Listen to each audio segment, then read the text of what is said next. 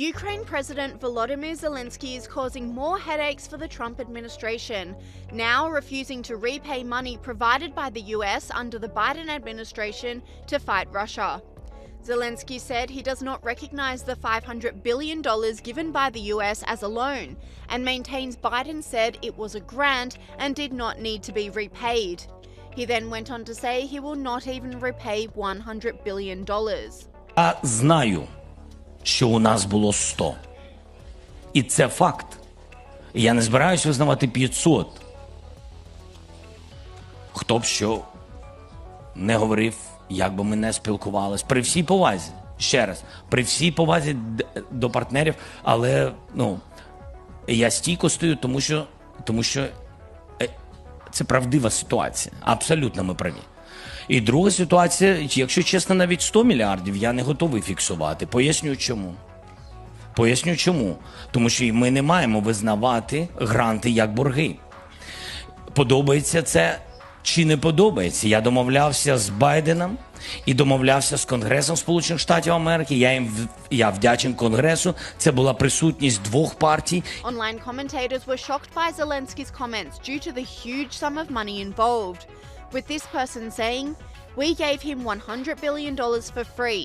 I don't think so."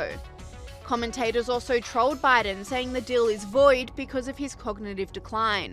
Biden didn't even know what day of the week it was, let alone the finer details surrounding the conditions of the hundreds of billions of our taxpayer dollars you were given to launder.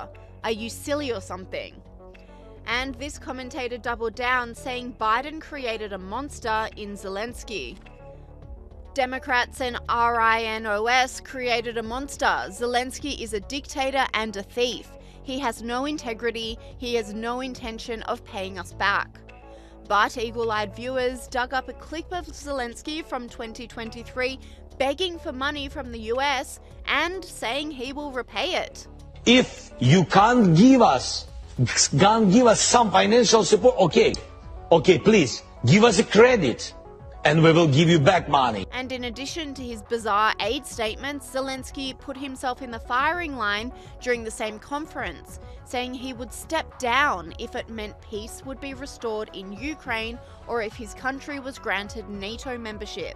Україні, якщо вам дуже потрібно, щоб я залишив свій пост, я готовий. Друга історія, можу поміняти це на НАТО. Якщо є такі умови, одразу, щоб довго про це не говорити. Я фокусуюсь на безпеці України сьогодні, а не за 20 років. І не збираюсь бути у влади десятиріччя. Тому це... These comments came after a very rocky few weeks between President Zelensky and President Trump. US President Donald Trump has intensified his attacks on Ukraine's wartime president. He's accused Volodymyr Zelensky of being a dictator and a terrible leader who better move fast or he won't have much of a country left. Earlier, President Trump accused Ukraine of starting the war with Russia and called on the Ukrainian president to hold elections, claiming he had an approval rating of just 4%. Volodymyr Zelensky responded to those claims overnight, saying Donald Trump has fallen for Russian disinformation. We have seen this disinformation. We understand that this is coming from Russia. We understand this, and we have evidence that these numbers are being discussed between America and Russia. Unfortunately, President Trump, with who we have great respect as a leader, and the American people who support us, but unfortunately, he lives in this disinformation space. Russian President Vladimir Putin has criticised Volodymyr Zelensky's hysterical reaction to the meeting between American and Russian officials in Ukraine, saying, "President Trump told me during our phone call, I can confirm it, that of course the US assume that both Russia and Ukraine will take part in the negotiating process. Nobody is excluding Ukraine from this process, so there are no reasons for such a reaction to the Russia-US meeting." Mark Stone. But not everyone has Trump's opinion of Zelensky.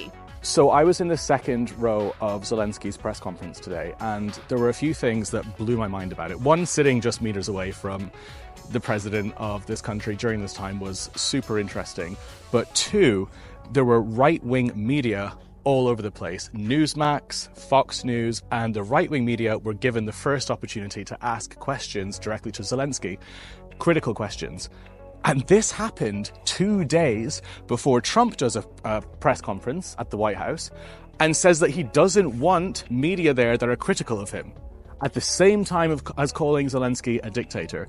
And that is super interesting because for the first time, I'm seeing this play out right in front of me. I'm in a country right now that has more press freedom, Kyiv, in Ukraine, than Washington, D.C.